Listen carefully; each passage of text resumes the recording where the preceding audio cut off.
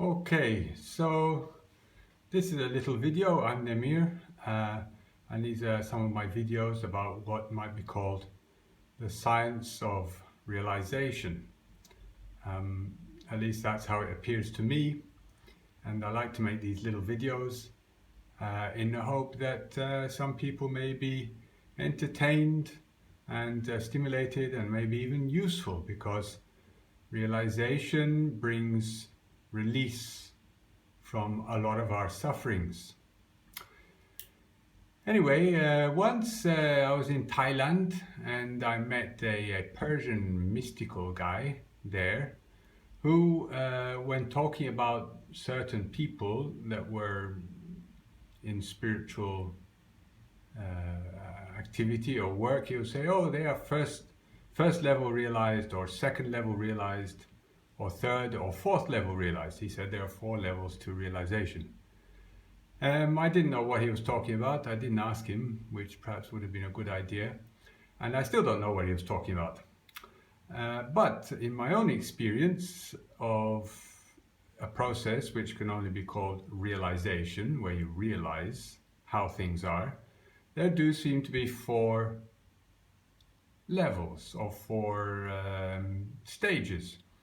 And I'm going to start with what is the beginning stage, which is what is mostly the stage of most people. And of course, all of this is within the context of the relationship between the I, the self, and the world, the identity, the I and the other, how we see ourselves and what it is that does the seeing. So the first situation, here I'm going to put pen to board here, is that if we see, we have, let's say with this pen first, there is, we might say an I, a self, and the general view of the world, which we've inherited pretty much from the science and materialism, is that I exists as within a kind of complex web interaction, infinitely large, and ongoing, hard to understand thing which we call reality or life. Okay, so the I is there, I exist, and look at the world, it's infinite. From here there is the other, which might be my very close relationships. Out here is the whole gamut of the universe, and of course that is infinitely large, and in comparison, of course, the I is infinitely small, and it is no particular meaning. It is just another little bit struggling to survive in an ocean. So this is like the little boat in the ocean with the person, where you have to survive, not get drowned or lost, and somehow make it to happiness. But then as let's say we proceed, so this is 1 here, let me put a 1 there, 1. Now as we begin to look at how this is actually working, we begin to see that, and there are experiments one can do, is to see where is this world occurring, and we discover that there is a part of us which is somehow independent of the world, and that is the part that is able to understand the world.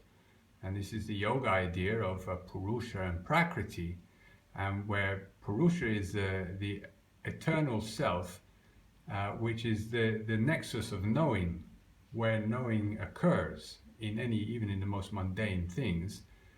It is because it is beyond the changing world that it is able to identify it and say that is the changing world, and so on. So all knowledge comes from the ability of something which doesn't change to therefore be able to recognize that which doesn't change, and is so independent. So this means that in this schema, then we see that the second step is that the world is there, let me make a smaller diagram. This represents change, no? Prakriti in yoga. But the I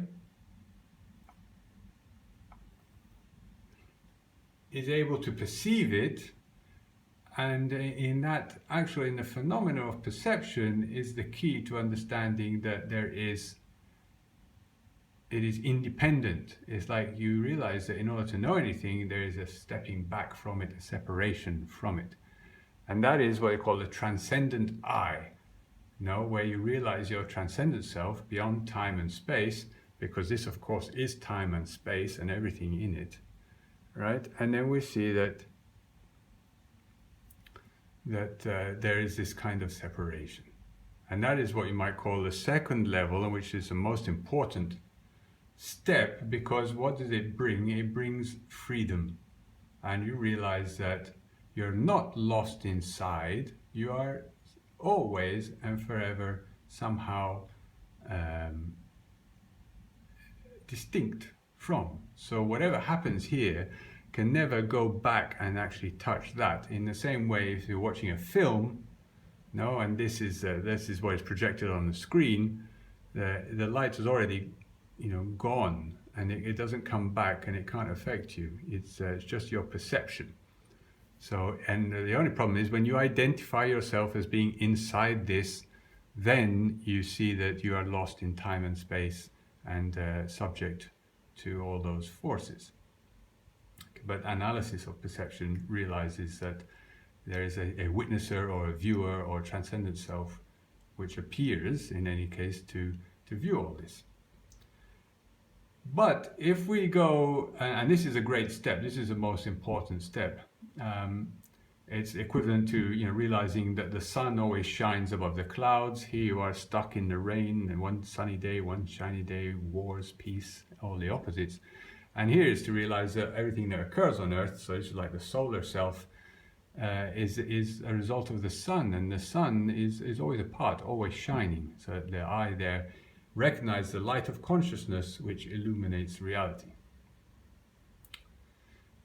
However, then we look at exactly the nature of the reality and the relationship between the I and the reality, and we find, and anybody who's watched a little video about the piece of string, is that there is no actual separation. That sort of separating thing, which might have been like a distance here, we can't find it. We find that whenever we identify one piece of reality, then that is our identity at that time. So one piece of reality is here, another piece is here. So when we look at something, what the subject and the object, here going back to stage 2, we had an obvious subject and the object was the reality. When we look at the relationship between these two, we see that there is a link of perception, and that contains both of them. So subject and object are both contained in the myriad experiences of the world. In other words, there is no separation between this reality here and the I.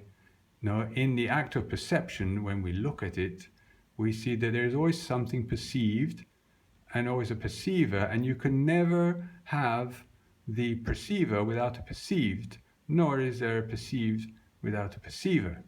In fact, they occur simultaneously. They are the same thing, So these two merge again, they sort of come back together again, where the I is in everything. Okay? Whatever is the contents, the reality here, consciousness and matter are the same thing. Whereas here you had, say, a matter, including mind, and here the ultimate consciousness, the separation.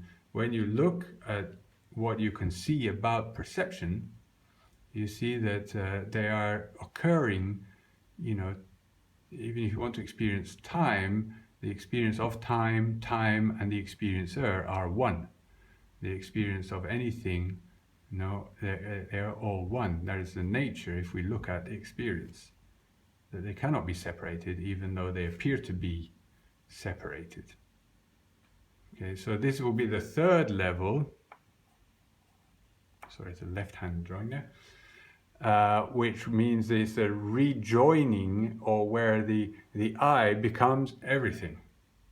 Which is like the universal I. So here we have the terrestrial I with all the elements playing around. Then we have the birth of the solar I, illuminating and seeing itself as separate. And then we see even the solar is part of the whole universe. Everything is that. So whatever is happening, from the smallest little ant or atom to the biggest galaxy and universe, it is all self. Okay, or you cannot distinguish yourself from the universe. It's all just happening, and there is no independence, no separation. Okay, but and that's the third stage, which brings a kind of a great compassion for reality, because it's you. Here there was me, struggling against reality, which could push me down at any time. And here there is, relief. I found kind of the paradise land. I've realized that I'm eternal and so on. And that's care, and then you can decide what to do, but if you know about the reality. But as you go further, you see, well, that is actually me. There wasn't any separation. It was all a mistake. You realize further. Of course, when you say I am everything, reality, there is still this I idea, And if you look at that, that's just another idea. Okay, it's just a concept.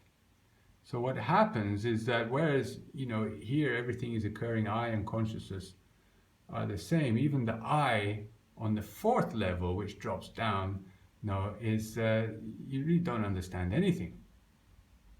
So I'm going to just put 4 here, somewhere here, yes. Okay, there's a 4, and nothing. There is no I, no. It's just you sort of remove this judging or understanding thing, and just everything is. Nothing to say, can't say. Whatever you say about it is wrong. Whatever concept you hold is wrong. Whatever you think, whatever diagram is mistaken. And that is a complete sort of dissolving of all concepts. I, reality, enlightenment, truth, in what is in the end nature, just happening, in all its beautiful ways. So, and this the way I think of it, this is a kind of mind that, in a way, that animals have, which is the ultimate, or it's everything's just working away, just like my kidneys work and my livers work, or things just happening. Whatever it is happening. Things are going on. And so I call that the natural self. So to sum up, here we have the earthly self. The self. And just going across here, we have the solar self. Here, this is the universal self.